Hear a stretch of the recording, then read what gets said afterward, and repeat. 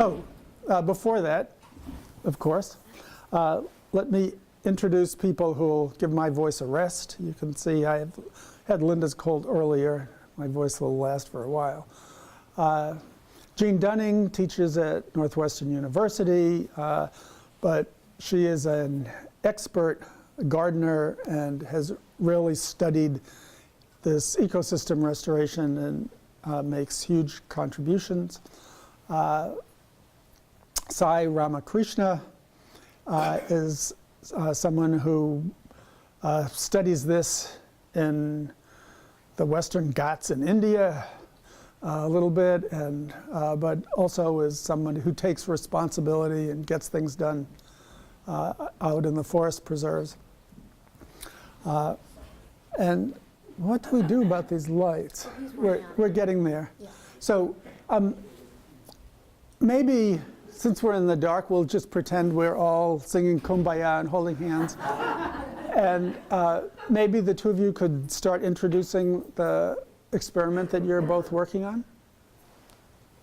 Maybe just stood under the light with the podium. Oh yeah, but come over by the podium. Yes, that's better. So Stephen showed us the picture of me and Lisa Colt standing in front of the caged plants, right? The geranium bignellii.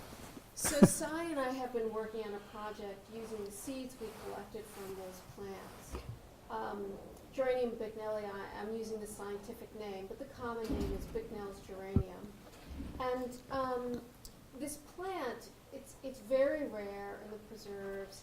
We see maybe one or two plants every once in a while, not even every year. But when we do see them, they always sprout on the edges of where we had those big bonfires in the fall, winter, and spring when we were burning brush that we cut. And so we have surmised from this that these plants need something that happens after the burning when there's a hot fire in order to germinate. We don't know exactly what that is. It could be something in the ash that's left after the burning, but we think it's probably the heat, right? We think that it has to do with this very hot fire, and the seeds right at the edge get just the right amount of heat or duration of heat in order to help them germinate, and we see a plant every once in a while, and there happens to be a seed in the right place. One of the things that I think is so interesting about this, when you think about it, it's sort of amazing, is that there are so few plants out there that very little new seed is being produced. And so what that means is that when we see one of those plants germinating, those seeds have been in the ground for decades. They've probably been in there longer than I've been alive, right? And they wait and survive in this dormant state until they have those right conditions. But, you know, because we see them so rarely and the seeds out there aren't getting replenished, eventually there just aren't going to be any more seeds and we're not going to have that plant anymore. So when we found a couple of plants last summer, we put cages around them so the deer wouldn't eat them. We collected the seeds. Sai will tell you a little bit more about this, but because he lives closer than I do, he came every couple of days all summer long and collected the seeds from these plants, and we got thousands of seeds, mostly from one plant, which was prolific, the other plant, because somebody who was walking in the preserve saw that there was a path to it. They followed the path to see what was there. They didn't notice the plant because they didn't, you know, they wouldn't have known what to look for, and so they walked all over it. So that plant, only a few seeds, but the other plant produced a lot of seeds. And so we got this really precious cache of seeds, and now we're doing these experiments to try to get more detailed information about what really makes the plant germinate. And so again, Stephen showed you some pictures, the pictures where he talks about the ecologist and the bandit and people writing in books. We're doing these experiments now where we're putting the seeds out in these patterns and marking the spot and subjecting them to different kinds of fire, different durations of fire, fire that is burning logs versus piles of sticks and leaves, etc., to try to figure out what they need to germinate. We're doing this partly because we hope that if we can figure out what kind of conditions they need, we can get the powers that be, the stewards and the people who work for the county, to come up with a stewardship plan for the sites that will include situations that create those conditions.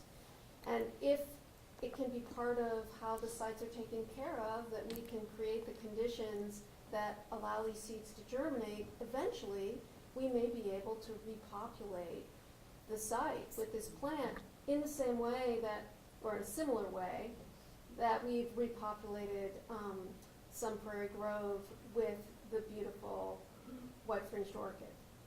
And that's like an incredible success story. You know, one of the things that I think about sometimes, I've worked with a couple of the plants out there that are very rare, that we would like to find ways to have more of. So I've also hand-pollinated the white-fringed orchid. I've attempted to hand-pollinate the very rare oval milkweed and failed. Doesn't always work. Maybe I'll have a chance to try again. I've, along with Stephen and some other people, we carefully attempted to dig up the fragile roots of this really unassuming little plant called bastard toadflax and transplanted it. It could be years before we know if that even worked because the plant grows so slowly. And now we're working with this geranium.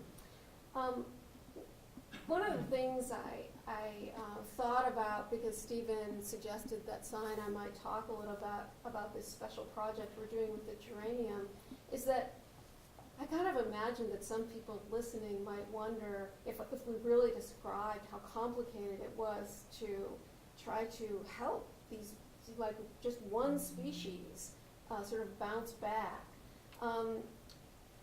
That even people interested in conservation might say, well, you know, that's a lot of effort for one species when there's so much work to be done. Maybe we just have to let some of these species go.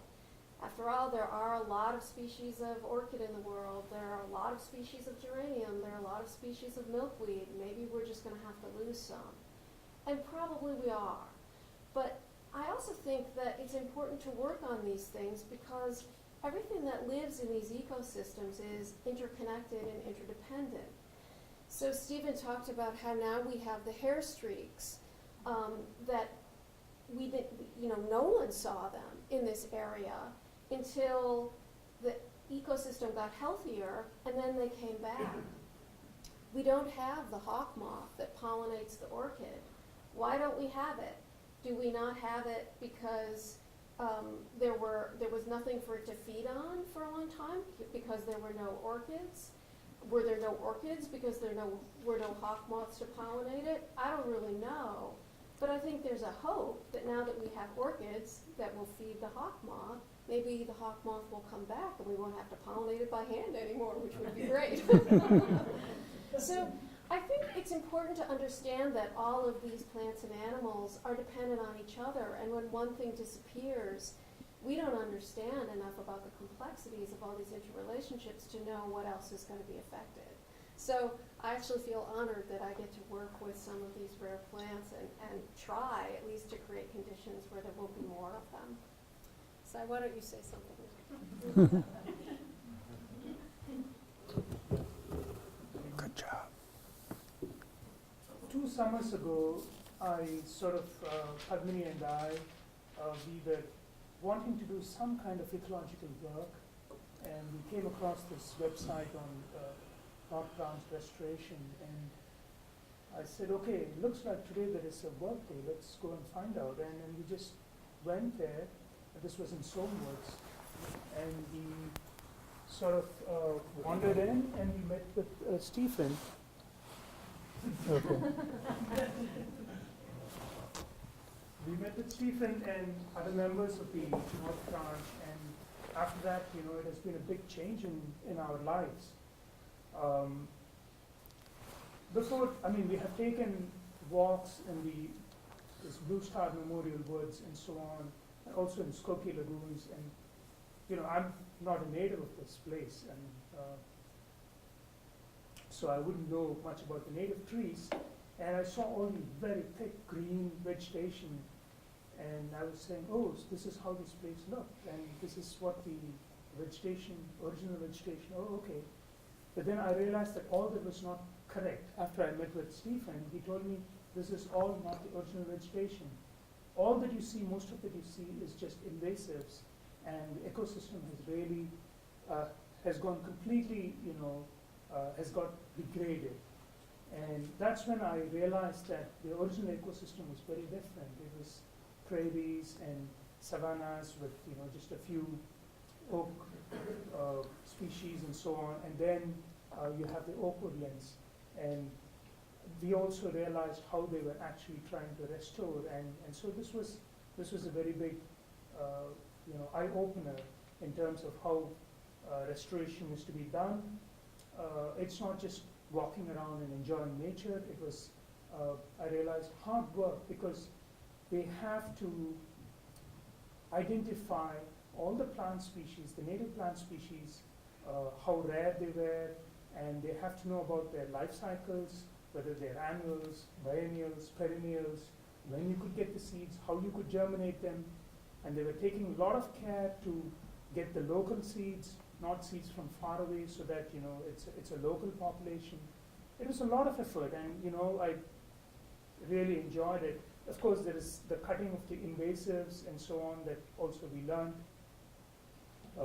the buckthorn removal, and then the collection of seeds. And so, you know, that has been my experience, and you know, it has been very enlightening, I would say. And now, I paid attention maybe to a few big trees initially, but then now I know that there are hundreds and hundreds of small flowering plants, grasses and sedges, which may not look so significant, but they're very rare and they're part of this wonderful ecosystem. So eco-restoration meant learning a lot about all these things. And it also meant trying to, you know, preserve and propagate, and as Jean mentioned, we got into this trying to collect the seeds of this geranium Bicknelli. And this particular plant, there was just this one plant which was caged and deep inside Somewoods. And from the parking lot, we could reach the place in 15 minutes. And when Steve took me there initially, I was a little bit concerned, because I thought I might get lost, because it was kind of difficult to find a way. And then he showed me one particular way, and I followed it every day. Otherwise, I thought I might get lost. And this was in late summer last year. It was in summer, late summer, when we started collecting the seeds. And I remember in the mornings going and parking the car and then walking in. And as you walk in, you start seeing the initial trees near the parking lots. They were, you know, oak trees. You had the big trees, and then you had the smaller ones, such as hawthorn bean. There was the hawthorns. These are slightly smaller trees, and as you go in, you find all these beautiful plants that he showed. I mean, he didn't mention the names. I would keep looking at these plants, and I would keep remembering their names.